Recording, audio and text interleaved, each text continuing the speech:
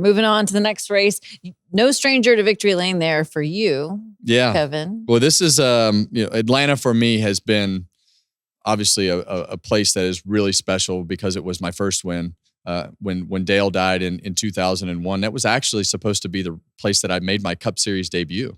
Mm-hmm. So we had tested there and practiced and done all the things in preparation for my first Cup Series attempt to start the race. And going back there and being able to win our first race so Atlanta has always been a pretty special place to me and really a career changer because that was one of those moments that could have been off the deep end bad for me if we didn't go out and perform because the new would have worn off pretty quick in that situation, no matter the circumstances, if you weren't performing well. And so to go out in our third start, win the race under those circumstances, I don't remember much. It was all a very confusing time because of the fact that you didn't know whether to get out of that car and be happy. You didn't know whether you should be sad.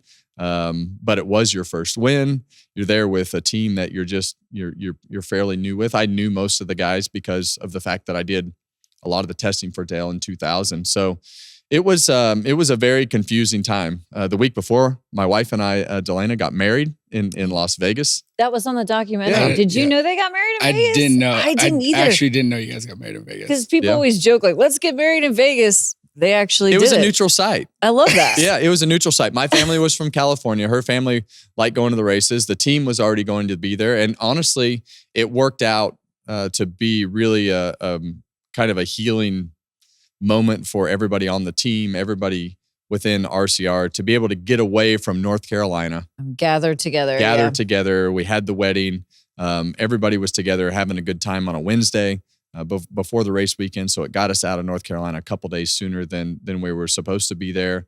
And really, that was the first weekend that I got my first top 10, and we came home and won the next week. So there were a lot of things that were already planned, and the wedding was just one of those moments. How old were you then? How old was 25. Okay, wow. So 25. At 25, you step into that, right? I think of like the guys now. Like the Harrisons and the Todd Gillens, they're so young. They're going from being kids to leading a group of men because you are the driver. Like this thing runs off of you. It's like being the quarterback of your franchise, a franchise player. Like that's was so much heavier. Yeah, for other reasons. A lot. Like to step into it that. was, but I mean, there's still a lot of pressure on the drivers today and the young kids that come into the sport because it's much more. It's much more in depth from a preparation standpoint, from a pressure standpoint, and it's much more public. Everything you do is much more public than it used to be from a social media standpoint during the week, right? You're expected to document the things that you do and talk about the things that you got to do, different things than what we had to do then. And we hid most of 2001. We hid from everything because we were still racing the Busch Series at the time. So we were able to go test the Busch Series car. We were able to go test the Cup Series car. We were going to do tire tests. We were going early to the racetrack to be able to get in the Busch car, to get in the Cup car. Whatever it was, we spent the majority of the time in the race car my first year, and I felt like they just let us get away with it. We were able to not do a ton of appearances, not have to be exploited because we were already being exploited enough. I got home from Atlanta and learned really quickly that life had changed when I had a yard full of people waiting for you to drive into your driveway at your house. Very strange. So, I think that the magnitude of the things that were happening at that time were higher, but it's just different now. Sure, it's not as popular as it was then, but it's a different kind of popular now with social media and all the things that come with all the exposure that you get. But it's a lot of pressure to be able to put on these young kids, and when they are able to get all the things that they've always wanted, whether it's money and you don't even have to go on Raya. Raya. You don't have to go on Raya anymore to get a date.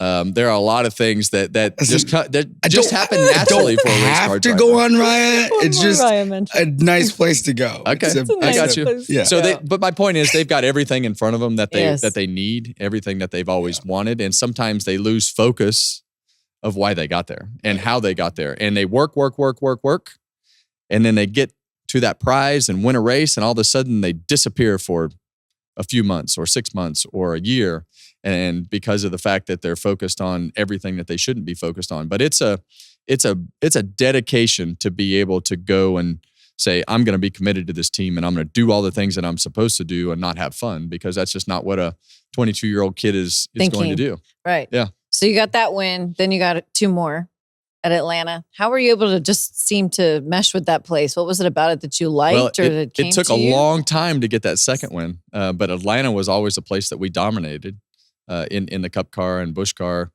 Xfinity car for a long time. Really, no matter what we drove, it was always a race where we led a lot of laps, and it always seemed like there was just this weird late race caution that would come out, and we would wind up losing the race. So from 2001 to 2018, I never won another Cup race there. I mean, think about that. I mean, think about how many Cup races we led at that particular racetrack and how many laps that we led. And we didn't win a race for 17 years. And then we go back in 2018. It was fun to be able to go back to Atlanta and win and enjoy it and remember some of the memories that came with 2001, and be able to actually enjoy driving to victory lane and driving around the track backwards and thinking about back to 2001. And then we won again in 2020. So it's been you can't take that first away. It's always that first win is the only time you'll ever do that, and it happened to come under some pretty extreme circumstances. I don't think the Harvick line applies anymore. What's that? The Harvick line, your line around Atlanta does not apply anymore. So you think it's different? Yeah, I think it's a little different. Yeah, now. It's a little different. Tell us why. Well, I mean, the track's different, Kevin. You know, so why would you're older? It's new. It doesn't mesh. Yeah, no, it's drastically different. We race with our super speedway package, so everything that you saw at Daytona last week, replicate it, and it's just it's on fast forward. It's quicker, right? Yeah. It's way quicker. Yeah, this is the most intense thing I've ever done in a race car in recent years. Because everything at Atlanta now happens at a super high rate of speed. The cars are not comfortable to drive. They feel like they're up on top of the racetrack. You have to race in a pack. You have to take as much speed out of the car, put as much speed in the car as possible, and still make it handle. We talk about having a little bit of handling at Daytona. You better have a lot of handling at Atlanta, because there's bumps. You're up on top of the racetrack. The car's not feeling good at any point, and it's just it's a weird place to drive, and now they've added this super speedway element to go with it, and it just makes it extremely difficult. Hey race fans, thanks for watching our video. For all NASCAR on Fox News content and the best clips from Fox Sports, be sure to follow and subscribe to our channel.